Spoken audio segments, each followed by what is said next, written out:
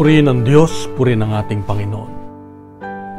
Kung bibigyan ka ng pagkakataon na mamili, alin ang pipiliin mo?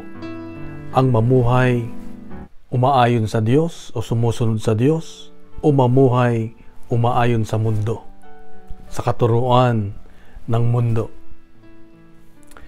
Ako, sa napagdaanan ko sa buhay, mas pinipili ko na ngayon yung mabuhay na kasama ang Diyos. Bakit? Sapagkat sa aking experience, pag sumusunod ka sa mundo, ikaw ay mapapahamak, masasaktan lagi, at magulo ang mundo, magulo ang buhay, walang katahimikan. Di mo alam kung saan ka tutungo, di mo alam kung saan ka dadalhin ng buhay. Pero pag sumunod ka sa Diyos, ay siguradong mararamdaman mo ang kapayapaan. Merong tinatawag na sense of peace. Merong kang purpose sa buhay. Merong direksyon yung buhay mo. Magiging malakas ang loob mo na dahil hindi ka na nag-iisa sa buhay at maaayos ang lahat. Nasabi ko to kasi base sa aking experience, nararanasan ko na yung magkaroon ng pangarap na maraming pera, mangarap na maging tanyag, mangarap na magkaroon ng kapangyarihan. Pero bigo pa rin ako. Laging nasasaktan.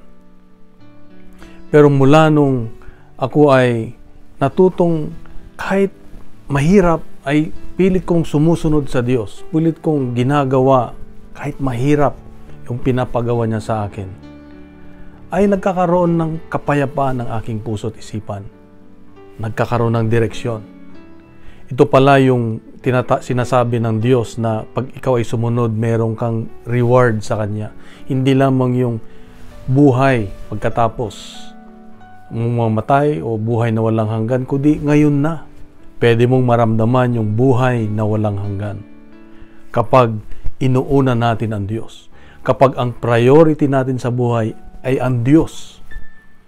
Sabi nga sa Ebanghelyo ngayon, sabi ni San Pedro, Jesus, iniwanan na namin ang lahat, Panginoon. Ang aming pamilya, ang aming trabaho, ang aming mga relasyon, ang mahalaga sa amin.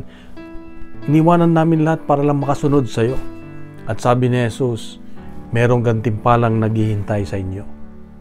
So ang gantimpala para na ito o yung reward na ito ay hindi lamang yung eternal life na tinatawag, kundi yung ngayon na, yung buhay na may kapayapaan. Yung buhay na kahit may mga challenges sa buhay, may mga pagsubok, may mga pagdadaanan, hindi mo masyadong mararamdaman kasi ang nag-uumapaw sa puso mo ay yung pagmamahal mo sa Diyos at hindi mo masyadong nararamdaman. Ganun pala yun, pag mahal mo ang Diyos, mas madali mong buhatin ang krus na dumadaan na dumadaan sa iyong buhay. Pag mahal mo ang isang tao, mas madali mong buhatin ang mga pagsubok. Ganun lalo sa Diyos. Pag mahal natin ang Diyos, mas madali nating tanggapin at harapin anumang mga pagsubok ang dumarating sa buhay natin. Kaya ito yung natutunan ka sa buhay na ang pinakamahalaga sa lahat ay kung ano ang priority mo. Kung ano ba yung pinanghawakan mo maigi sa buhay mo na ayaw mong bitawan. At kung binitawan mo yan at ibinigay mo ka sa Diyos, sabihin mo, Lord, ikaw na ang pinakamahalaga sa akin, ay siguradong yung reward, yung gantimpala ng kanyang presensya, ng kanyang kapayapaan, ng kanyang yung kagalakan sa puso ay mararamdaman natin. Tama nga pala yung sabi nga na ang pinakatanging yaman natin ay ang Diyos mismo. At kung siya ang ating tanging yaman sa ating buhay, tayo na ang pinakamasaya sa buong mundo. Kaya kapatid, ito ang paalala ng Diyos sa iyo at sa akin ngayon, na iwanan natin ang lahat. Unahin natin ang Diyos.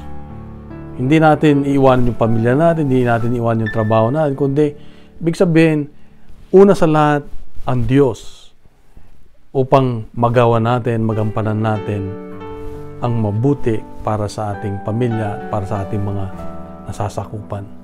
Kaya kapatid, ito ay napakagandang paalala ng Diyos sa akin ngayon na pag inuuna natin ang Diyos sa buhay natin, hindi tayo papalya. Hindi tayo pababayaan ng Diyos kasi kasama natin ang Diyos. At malakas ang loob natin na harapin anumang pagsubok na dumarating sa ating buhay.